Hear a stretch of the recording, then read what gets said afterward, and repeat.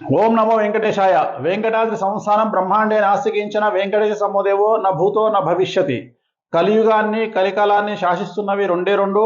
ఒకటి మనీ, రెండవది షీ అంటే మనిషి, డబ్బు మరియు స్త్రీ ఈ ప్రపంచాన్ని శాసిస్తూ ఉన్నాయి. ఈ రోజు మనం కలియుగంలో ఉన్నటువంటి స్త్రీకి సంబంధించిన కొన్ని విషయాలను గురించి తెలుసుకునే ప్రయత్నం చేద్దాం. అందుకనే పక్కన షీని పెట్టుకుని మాట్లాడుతూ ఉన్నా. సో మనకు జనరల్గా 3 కేటగిరీలో అమ్మాయిలు ఉంటారు. పద్మిని జాతి, హస్తిని జాతి, చిత్తిని జాతి అనేటువంటి స్త్రీల గురించి మనం మాట్లాడతాం. పద్మిని జాతి అంటే మామూలుగా హీరోయిన్ సంబంధించిన మెటీరియల్ అని చెప్పొచ్చు మనం. అంటే వాళ్ళు ఎవరైతే వితౌట్ మేకప్ అందంగా ఉంటారో వాళ్ళను మనం పద్మిని జాతి స్త్రీలు అంటాము. అలాగే హస్తిని జాతి స్త్రీలు అంటే కొద్దిగా టచ్అప్ చేస్తే, మేకప్ చేస్తే అందంగా కనిపించే వాళ్ళని అంటాం. ఈ 2 విభాగాలకు సంబంధించిన మాత్రమే మనం ఇప్పుడు మాట్లాడుకుంటున్నాం. కారణం ఏంటంటే ఇంద్రుడు ఇచ్చిన శాపాన్ని బేస్ చేసుకొని ఎవరైతే అందగత్తెలు ఉంటారో కలియుగంలో వాళ్లకు ప్రత్యేకించి వైవాహిక జీవితానికి సంబంధించిన సమస్యలు ఏర్పడతాయని ఇంద్రుడు ఇచ్చినటువంటి ఒక శాపము. అలాగే రాహుకేతులకు ఇచ్చినటువంటి వరం ఏమిటంటే ఎక్కడైతే అందం ఉంటుందో, ఎక్కడైతే డబ్బు ఉంటుందో, ఈ అందం ద్వారా లేదా డబ్బు ద్వారా వాళ్ళు సమాజంలో పొందబోయేటువంటి ఏవైతే బెనిఫిట్స్ ఉంటాయో వాటన్నింటినీ హరించమని చెప్పి రాహుకేతులకు ఇంద్రుడు ఇచ్చినటువంటి ఒక వరం. సో ఈ వరాన్ని బేస్ చేసుకొని కలియుగంలో చాలా మంది అమ్మాయిలు కొన్ని సమస్యల బాట పడతా ఉన్నారు. వాటి గురించి ఈరోజు మనం డిస్కస్ చేసే ప్రయత్నం చేద్దాం. ముందుగా అమ్మ, ఇది డబ్బు.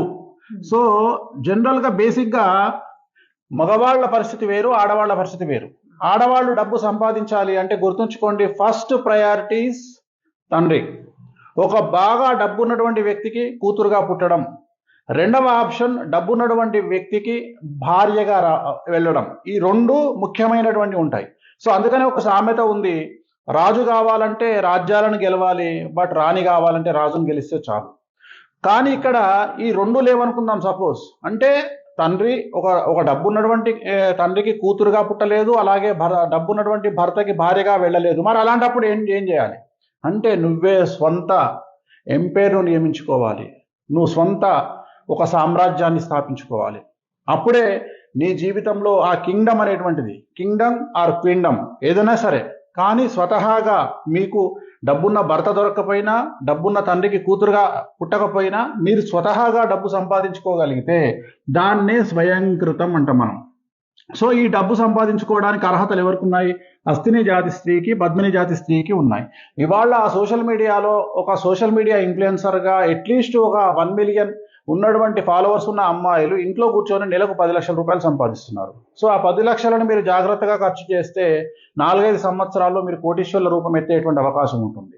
సో ఇలాంటి పరిస్థితిని మనం ఎవరైతే తెలివిగా ముందుకు వెళ్ళి ఒక హీరోయిన్ అవ్వచ్చు, ఒక ఎంటర్ప్రెన్యూర్ అవ్వచ్చు, ఒక పొలిటీషియన్ అవ్వచ్చు, ఎవరైనా సరే గుర్తుంచుకోవాల్సింది మీ అల్టిమేట్ గోల్ డబ్బు.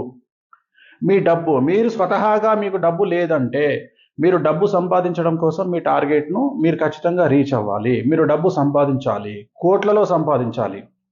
సో మీకున్నటువంటి కోరికలను తీర్చుకోవాలి అంటే కసిగా సంపాదించాలి. సమాజము ప్రతి వ్యక్తిని, డబ్బున్న వాళ్లను ఎప్పుడు కూడా రాళ్ళేయడానికే ప్రయత్నం చేస్తుంది. అద్దాల మహల్లో ఉండే ఆ అద్దాల మీదనే రాళ్లు పడతా ఉంటాయి. సో ఆ రాళ్లకు మీరు భయపడాల్సినటువంటి పరిస్థితి లేదు. అసలు సమాజం గురించి పట్టించుకోవాల్సినటువంటి పరిస్థితి లేదు. కారణం, భారతదేశంలో ఒక పోర్న్ స్టార్ అయినటువంటి సన్నీ లియోను ఎంత పేరు తెచ్చుకుందో మీకు తెలుసు. ప్రపంచంలో కొన్ని వేల పోర్న్ వీడియో చేసినటువంటి ఒక అమ్మాయి మన దగ్గర ఒక హీరోయిన్, ఒక మంచి ఆర్టిస్ట్. అంటే మీరు చేసే వృత్తికి, మీ ప్రవృత్తికి, మీ మానసికమైనటువంటి విషయానికి సంబంధం లేదు. సన్నీ లియోను ఒక 6 పిల్లల్ని దత్తత తీసుకొని తను వాళ్ళను పోషిస్తూ ఉంది. సో అది వృత్తి మాత్రమే. అంటే ఉదాహరణ దీనికి ఎగ్జాంపుల్ చెప్తా. ఒక అయ్యప్ప మాల వేసినటువంటి ఒక హీరో షూటింగ్లోకి వచ్చి జీన్స్ ప్యాంటు, టీషర్టు వేసి షూటింగ్ అయిపోగానే మళ్ళీ అయ్యప్ప మాల వేసుకొని తన పని తను చేసుకుంటాడు. సో ఇక్కడ కూడా అంతే. ఇక్కడ నువ్వు ఎలా సంపాదించావు అన్నది ముఖ్యం కాదు. ఎందుకంటే నువ్వు సంపాదించావా లేదా, సమాజంలో నీ క్రెడిబిలిటీ ఏంటి అనేది పక్కన పెడదాం. ఎందుకంటే ఇవాళ ఒక హీరోయిన్ స్విమ్మింగ్ సూట్ వేసుకుంది, 5 లక్షలు ఎక్కువ తీసుకుంది అంటే సమాజంలో ఎవడో పిచ్చిముండా కొడుకు ఒక 4 మాటలు మాట్లాడతాడేమో, కానీ రోడ్డుపైకి వెళ్తే వాడే ఫస్ట్ సెల్ఫీ దిగుతాడు. సో ఇక్కడ నేను చెప్పదలుచుకున్న పాయింట్ ఏంటంటే నీకు ఉన్నటువంటి అందాన్ని వాడుకొని నువ్వు డబ్బు సంపాదించడం అనేటువంటిది తప్పు కానే కాదు. భగవంతుడు నీకు ఇచ్చిందే డబ్బు సంపాదిస్తేందుకు. ఒక హీరోయిన్గా ఒక కెమెరాలో నువ్వు కనిపిస్తున్నావు అందంగా అంటే భగవంతుడు నీకు ఏదో రీజన్లో అందం ఇచ్చాడు. ఆ అందాన్ని నువ్వు ముందు పెట్టి డబ్బు సంపాదిస్తున్నావు అంటే తప్పేం లేదే.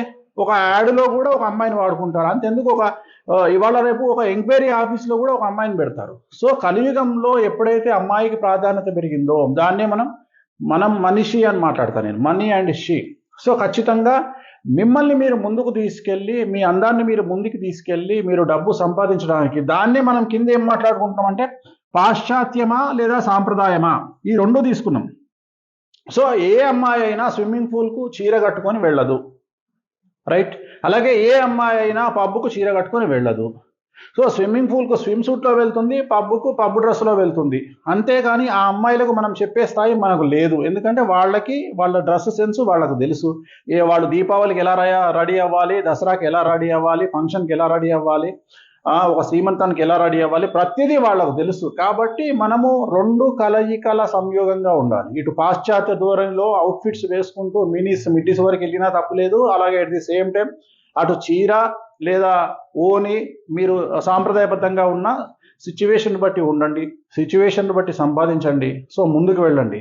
ఇంతవరకు ఓకే. ఇది డబ్బు సంపాదించడంలో ప్రథమ లక్షణం. సో సమాజానికి వ్యతిరేకంగా, సమాజాన్ని పట్టించుకోకుండా డబ్బు సంపాదించడం. ఇంకా చాలా వరకు జనాలు నాశనం అయ్యేది ఎక్కడ అమ్మాయిలంటే ప్రేమ. ఈ ప్రేమ అనే దగ్గర సర్వనాశనం అయిపోతున్నారు అమ్మాయిలు.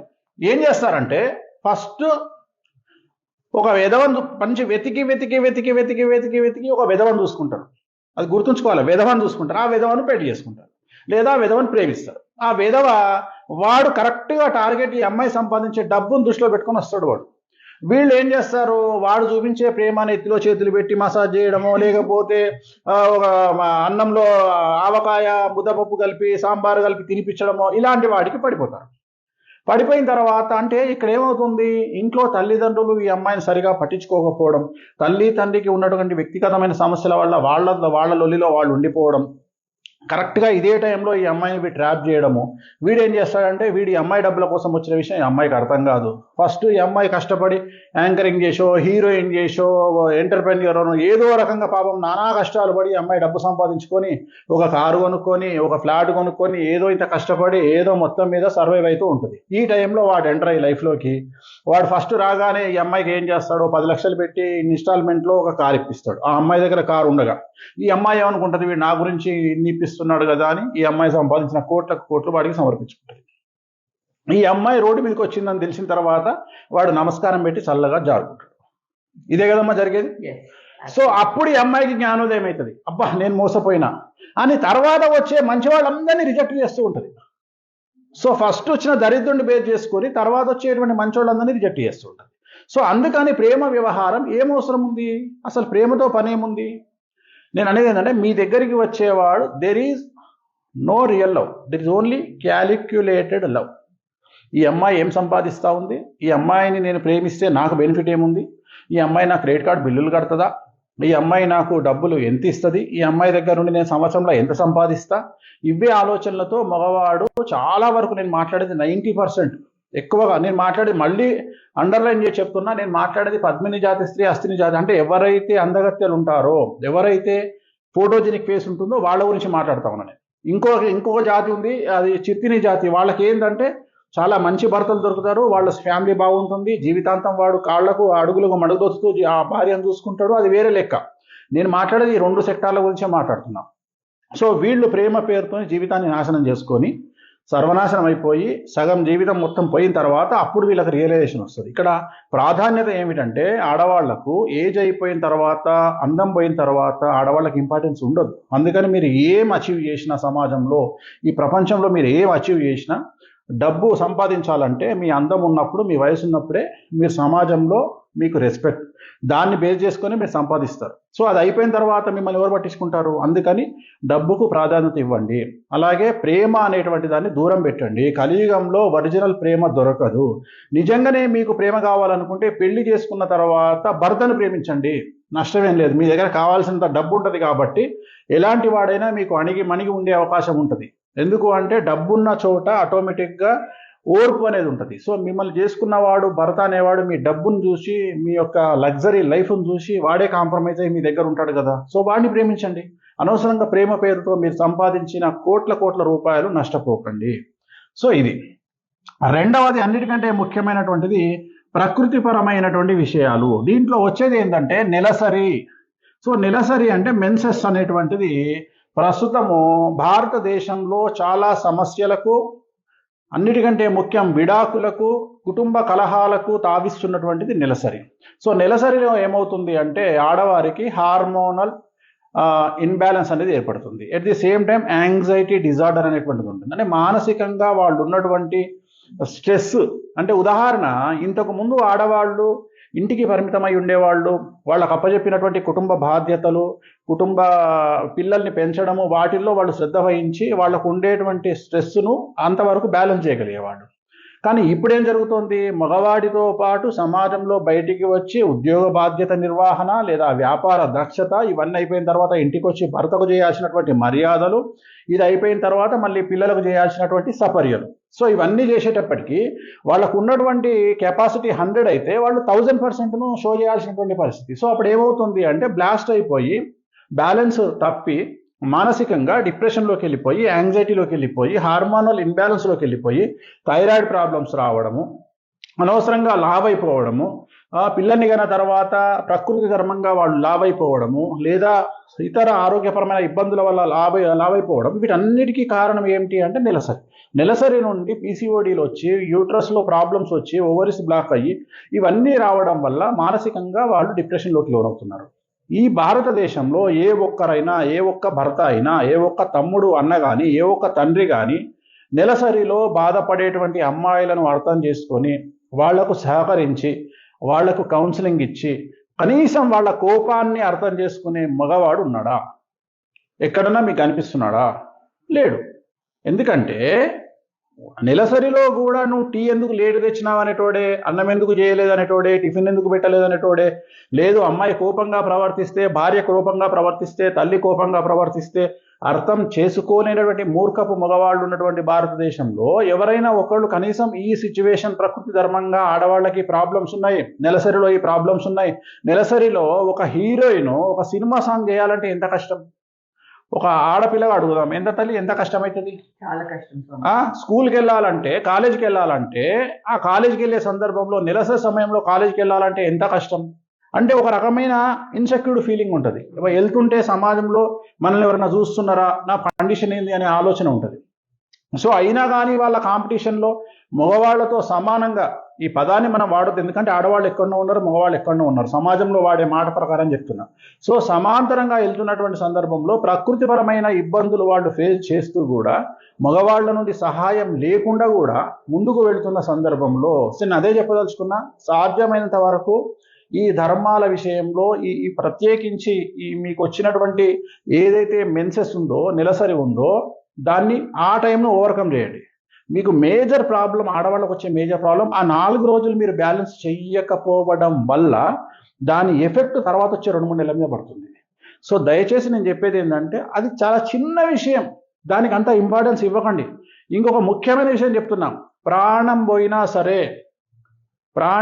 సరే నెలసరిని ఆపడానికి ఎటువంటి మందులు వాడకండి. వాడు ఎవడైనా సరే, మీకు పెళ్ళి అంటాడా, తద్దిరం అంటాడా, ఇంకేదంటాడా, ఎట్టి పరిస్థితి దర్శనాలు అంటాడా, దేనికైనా సరే దయచేసి నెలసరిని ఆపడానికి వాడే మందు బిళ్ళలను, మెడిసిన్స్ని వాడకండి. దానివల్లనే ఆడవాళ్ళ జీవితం సర్వనాశనం అవుతుంది. దానివల్ల మీకు పీసీఓడీలు రావడము, యూట్రస్ దెబ్బతినడము, సంతానంలో సమస్యలు రావడము, ఇన్ని రకాల కష్టాలు ఏర్పడతా ఉన్నాయి. సో దయచేసి అర్థం చేసుకోండి. మీకు పెళ్లిల కోసమైనా సరే, బంధువుల కోసమైనా సరే, చాలామంది చెప్తుంటారు, మేనమామ కొడుకు పెళ్ళి ఉంది, మేనత్త బిడ్డ పెళ్ళి ఉంది, నువ్వు కావాలంటే నీకు డేట్ ఉంది కాబట్టి టాబ్లెట్లు వేసుకొని, వాళ్ళదేం పోయింది వాళ్ళు చెప్తారు. అవసరం లేదు, వాళ్ళు మీ ఇష్టం, వాళ్ళు తీసుకెళ్తా అంటే తీసుకెళ్ళమనండి, లేదు అవాయిడ్ చేసి ఎక్కడికైనా వెళ్ళండి, కానీ ఎట్లాంటి టాబ్లెట్లు వేసుకోవద్దు, దానివల్ల చాలా సమస్యలు వస్తాయి. సో ఓవరాల్గా ఇప్పుడు మనం మాట్లాడుకున్నటువంటి వీటన్నిటికీ మీకు ఎందుకు సమస్యలు వస్తాయి అంటే, ప్రత్యేకించి గుర్తుంచుకోవాల్సింది, మీ జాతకంలో శుక్రుడు, కుజుడు, గురువు 6, 8, 12, 7.